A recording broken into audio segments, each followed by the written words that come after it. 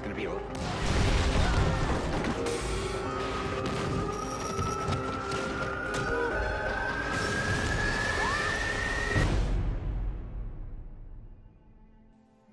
Si je devais vous pitcher la série Lost, vous seriez étonné de la simplicité du plot. Un avion lambda s'écrasant sur une île faisant des centaines de morts. Les survivants se verront chanceux. Mais est-ce bien le cas? Bienvenue sur la chaîne du Ciné Show, en compagnie de Jean-Luc, moi-même. Je vous invite à vous abonner si ce n'est pas déjà fait, parce qu'on va bientôt décoller pour une aventure tropicale. Et je vais essayer de vous convaincre de regarder cette série.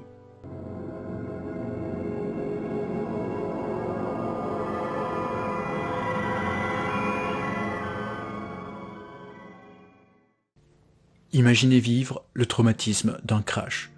Voir que vous avez été assez chanceux de survivre, mais pas assez pour être préparé à ce qui vous attend sur cette île.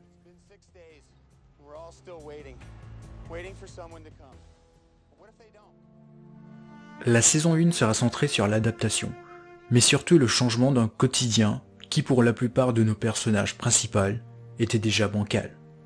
La profonde sensation d'être hanté par son moi intérieur.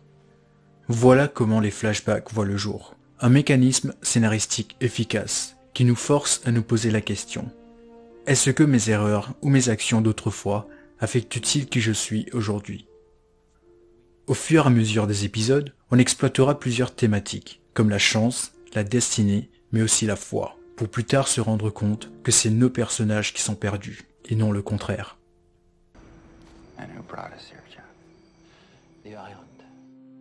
Ce qui viendra renforcer la peur de nos héros, c'est que l'île, à première vue normale, est habitée par un danger constant, appelé la fumée noire. Une chose indestructible qui montrera pas une once de pitié dès les premiers épisodes. Did anybody see that? Yeah.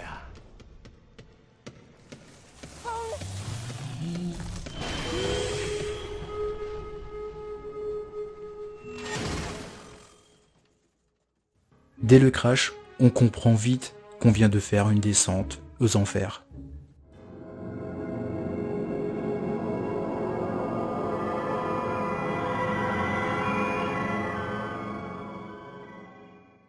Lost fait partie de ces séries de l'époque à avoir énormément de personnages. Au fur et à mesure des épisodes, on comprend que tout le monde aura sa propre arc narratif, y compris pour les personnages secondaires. Un casting aux petits oignons, comptant l'excellent Matthew Fox, dans le rôle presque forcé du leader, George Garcia, la malchance, et aussi dit le fou, Naveen Andrew, le monsieur bricolage charismatique,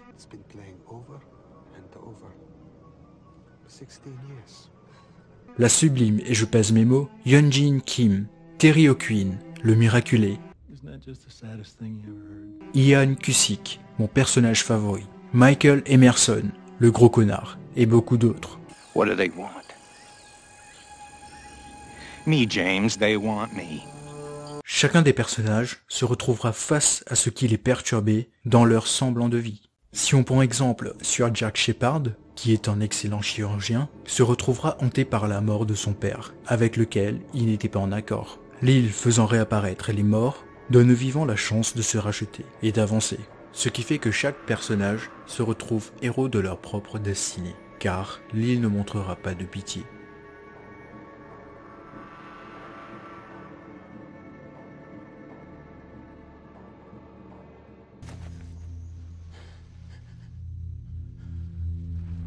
Dad?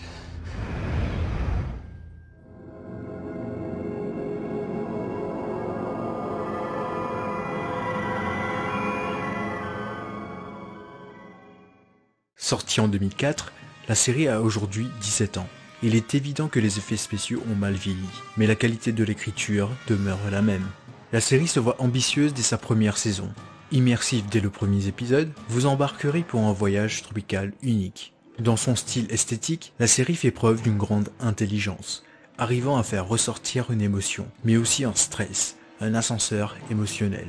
Je fais référence à l'épisode 25 de la saison 1. Only the thing is, we're gonna have to take the boy. What? What'd you say? The boy. We're gonna have to take him.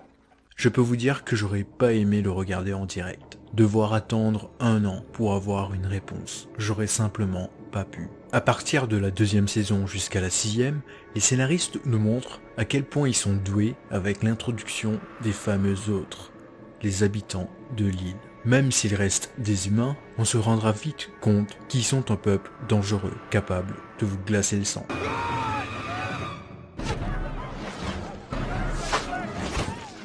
Oui, j'ai adoré cette série. Et si vous aimez le style de J.J. Abrams, vous allez aussi adorer. Et c'est la fin de cette vidéo. Si vous êtes resté jusqu'à la fin, déjà, merci beaucoup. Et j'espère vous avoir donné l'envie de voir la série. N'hésitez pas à mettre un petit pouce bleu si vous avez envie. Ça fait toujours plaisir et ça aide la chaîne. Et on se dit à une prochaine.